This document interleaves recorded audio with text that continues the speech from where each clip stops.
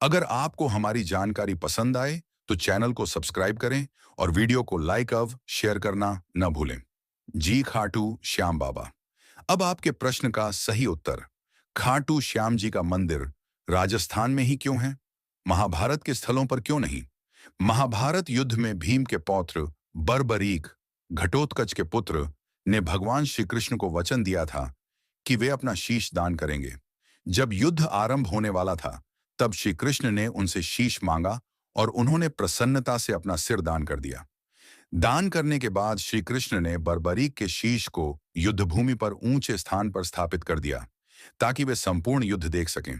युद्ध समाप्त होने के बाद भगवान श्री कृष्ण ने बर्बरीक को वरदान दिया कि कलयुग में तुम श्याम नाम से पूजे जाओगे और तुम्हारे दर्शन मात्र से भक्तों के दुख दूर होंगे। राजस्थान क्यों? युद्ध के बाद बर्बरीक का शीश बहुत समय तक दबी अवस्था में रहा। लोक कथाओं के अनुसार कलयुग में वह शीश राजस्थान के खाटू गांव सीकरझला में प्रकट हुआ। वहां के ग्रामीणों ने उसे चमत्कारों के कारण पहचान कर मंदिर बनवाया। उस समय के राजा और भक्तजनों ने उस स्थान को पवित्र धाम घोषित किया। धीरे धीरे यह स्थान पूरे भारत में प्रसिद्ध हो गया और आज खाटू श्याम धाम के नाम से जाना जाता है। इसलिए खाटू श्याम जी का मुख्य मंदिर राजस्थान में है, जबकि महाभारत के अन्य स्थलों पर उनकी पूजा परंपरा नहीं पनपी। क्या आप चाहेंगे कि मैं आपको खाटू श्याम जी की पूरी कथा महाभारत से लेकर कलयुग तक क्रमवार हिंदी में विस्तार से खाटू श्याम जी की कथा लिख दूं? आइए, मैं आपको खाटू श्याम जी की पूरी कथा क्रमवार हिंदी में विस्तार से सुनाता हूं। खाटू श्याम जी की कथा एक। जन्म महाभारत युद्ध से पहले की बात है। पांडव पुत्र भीम के पुत्र घटोत्कच का विवाह नाग कन्या मौरवी से हुआ। इन्हीं से एक वीर बालक का जन्म हुआ, जिसका नाम रखा गया बर्बरीक। बचपन से ही बर्बरीक महाबली और अत्यंत वीर थे। दो, बर्बरीक की तपस्या और वरदान। बर्बरीक ने देवी देवताओं की तपस्या की और उनसे 3 अमोघ बाणों का वरदान पाया। इन्हीं कारणों से वे 3 बाणधारी कहलाए। पहला बाण सारे शत्रुओं को चिह्नित करता, दूसरा बाण मित्रों को चिह्नित करता, तीसरा बाण सिर्फ शत्रुओं को मार गिराता। अर्थात वे मात्र 3 बाणों से संपूर्ण युद्ध जीत सकते थे। 3, महाभारत युद्ध का समय। जब महाभारत का युद्ध आरंभ होने वाला था, तो बर्बरीक भी इसमें शामिल होना चाहते थे। उन्होंने अपनी माता से वचन दिया था कि वे सदैव हारने वाले पक्ष का साथ देंगे। श्री कृष्ण को यह पता चला तो वे भेष बदलकर बर्बरीक के पास पहुंचे और उनसे पूछा, अगर तुम युद्ध में उतरोगे तो किसका साथ दोगे? बर्बरीक ने उत्तर दिया, मैं हारने वाले का साथ दूंगा। यह सुनकर श्री कृष्ण समझ गए कि यदि बर्बरीक युद्ध में उतरेंगे तो पांडव और कौरव दोनों का विनाश हो जाएगा और केवल बर्बरीक ही शेष रहेंगे। 4, शीशदान। तब श्री कृष्ण ने बर्बरीक से उनका शीश मांगा।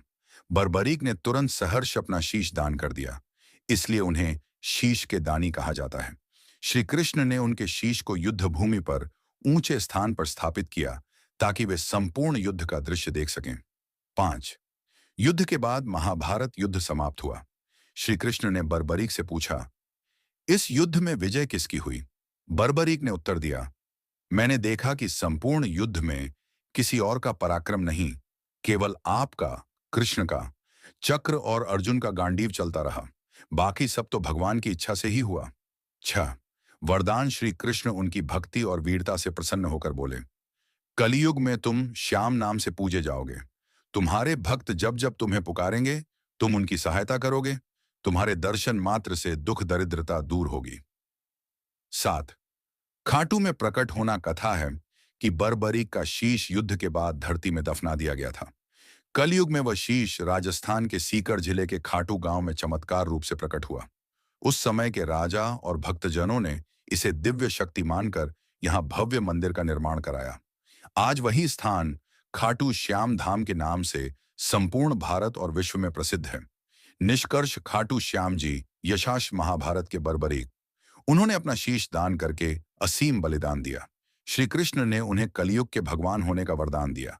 उनका शीश खाटू गांव में प्रकट हुआ, इसलिए उनका मुख्य धाम राजस्थान में स्थापित हुआ। तो दोस्तों, यह थी खाटू श्याम जी की पावन कथा। कहते हैं, जो भी सच्चे दिल से श्याम बाबा को याद करता है, उसके जीवन के सारे दुख दूर हो जाते हैं।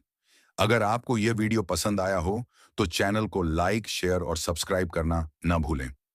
जय श्री श्याम। क्या आप चाहेंगे कि मैं आपको खाटू श्याम जी की पूजा विधि और उनके प्रमुख मेले उत्सव भी हिंदी में विस्तार से बता दूं?